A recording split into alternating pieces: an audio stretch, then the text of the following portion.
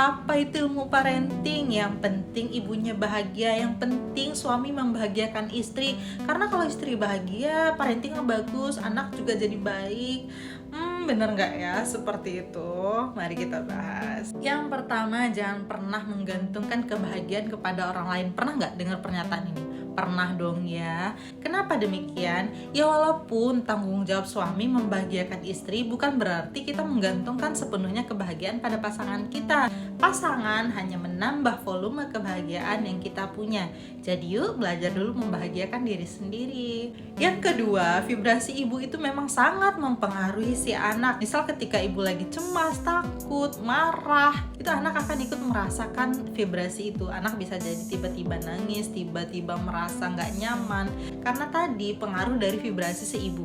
Nah, ini terjadi sedari dalam kandungan. Bayi sudah mampu merasakan emosi-emosi yang dirasakan oleh si ibu. Nah, ketika kejadian seperti ini, apakah kita terus-terusan menuntut suami kita? Tidak. Kita tidak bisa menolak stres ya. Stres itu pasti terjadi, apalagi hamil kan 9 bulan. Tidak mungkin selama 9 bulan tidak ada masalah. Justru yang harus kita pelajari adalah bagaimana memanajemen stres itu supaya tidak berdampak ke bayi. Ketika kita tidak punya pemahaman ini, kita akan terus-terusan menuntut pasangan kita. Yang terjadi adalah kita semakin stres dan akhirnya kita tidak menjadi bahagia. Poin ketiga adalah, bukankah pada saat akan menikah kita sudah tahu pasti bahwa kita suatu saat nanti kemungkinan besar akan menjadi seorang ibu ataupun seorang ayah?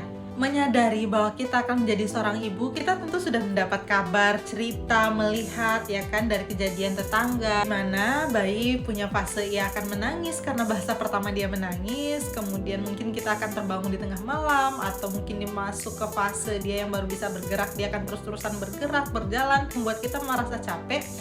Kita tentu sudah tahu, sudah bisa memprediksi bahwa hal ini akan terjadi. Kita tentu sudah punya gambaran bahwa bayi itu akan berperilaku seperti apa saja tentunya ya kan. Harusnya sih begitu idealnya. Nah, repotnya ketika kita tidak punya prediksi tentang hal tersebut, jadi kita nggak mempersiapkan diri, tiba-tiba kaget, shock, terus merasa mentalnya sedang tidak baik-baik saja. Terus ketika berhadapan dengan orang-orang yang menyampaikan teori parenting, kita langsung bilang, alah yang penting mental ibunya bahagia. Karena tadi mencari pembenaran dari mental kita yang sedang tidak baik-baik saja.